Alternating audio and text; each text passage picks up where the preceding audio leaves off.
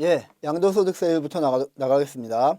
1그룹과 2그룹과 3그룹별로 그룹별로 각각 세율이 다르고 그룹 내에서도 각각의 세율이 전부 다 다르고 있죠. 다르게 지금 규정돼 있죠. 한번 볼까요? 토지, 건물, 부동산에 관한 권리 1그룹 중에서도 그거에 따라서 뭐 1년 미만 보유하냐, 1년에서 2년 보유하냐 이거에 따라 다 다르지 않습니까? 이런 세세한 것들이 시험에 나오진 않고요. 시험에 나오는 거는 커다란 줄기 정도만 나옵니다.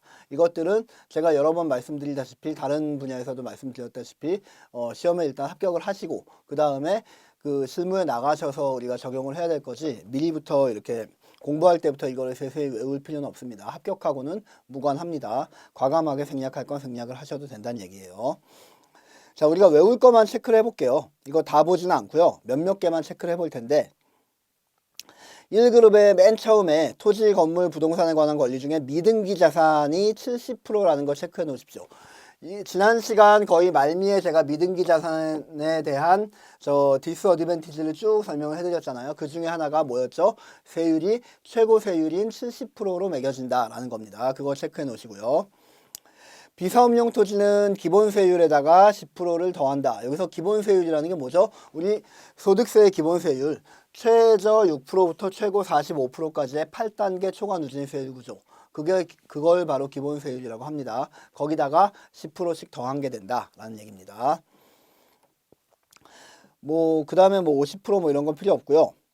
자, 1년 미만 등기자산인데 1년 미만을 보유하고 있다가 팔아버렸다는 거는 이거는 누가 봐도 객관적으로 90% 이상 투기 목적일 확률이 많지 않습니까? 1년도 안 돼서 팔아버리면은 부동산이라는 거는 거기서 주택이라면 거기서 살거나 아니면 토지라면 거기서 농업을 하거나 그러니까 농지라면 농업을 경작하거나 아니면 임야라면 임업을 하거나 아니면 별다른 다른 이유로 그냥 선산을 조성하거나 이렇게 사용 목적으로 사는 게 일반적인데 샀다가 1년도 안 돼서 팔아버린다는 얘기는 시세 차익을 노린 투기꾼일 확률이 많다는 얘기 아닙니까? 그래서 1년 미만 보유하다가 팔아버리는 경우에 굉장히 고율의 세금을 매기고 있습니다. 특히 주택 같은 경우는 우리 주택값이 굉장히 올라가가지고 모든 정부에서 역대 몇십 년간 모든 정부에서 다 골머리를 썩고 있지 않습니까?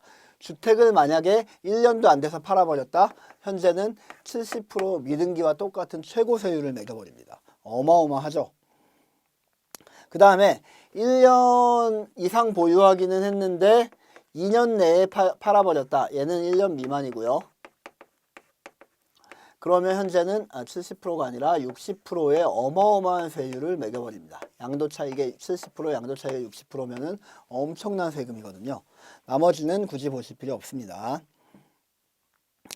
자, 주식 같은 경우는 비교적 간단하니까 좀 봐두셔야 되는데 A번 보니까 원칙은 뭐냐? 주식은 원칙적으로 20%입니다. 2그룹 말하는 겁니다. 지금 2그룹의 주식의 원칙이 몇 프로다? 20%다. 그런데 B번 보니까 중소기업 주식 같은 경우에는 몇 프로로 떨어진다? 떨어지는 거 해볼까요?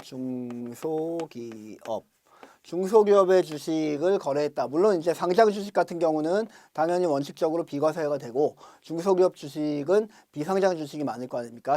비상장인 중소기업 주식을 거래를 했다. 대주주가 아닌 경우, 대주주인 경우는 원칙으로 돌아가고요. 대주주가 아닌 경우는 10%로 확 떨어뜨려 줍니다. 굉장히 혜택을 많이 주는 거죠. 그런데 비중소기업의 대주주가 1년 미만을 보유했다. 1번 비중소기업일 것. 2번 요건 대주주일 것. 3번 요건 1년 미만 보유할 것. 이 조건을 전부 다 AND로 만족을 하면 가장 최고의 세율을 매겨버립니다. 최고의 세율이 몇십 프로다? 30%가 된다. 그래서 주식은 10%, 원칙이 20%인데 10%로 다운시키는 경우도 있고 30%로 최고 세율로 물리는 경우도 있다더라. 이렇게 알아두시면 돼요. 나머지는 굳이 보실 필요는 없습니다.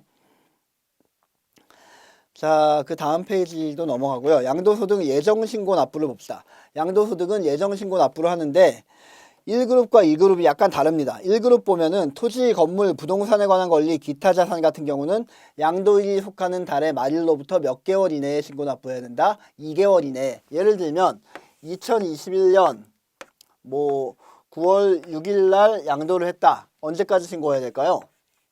그 달의 말일 9월 말부터 10월 말 11월 말 2개월 안에 11월 30일까지 신고를 하면 되는 겁니다. 이런 식으로 계산하면 돼요.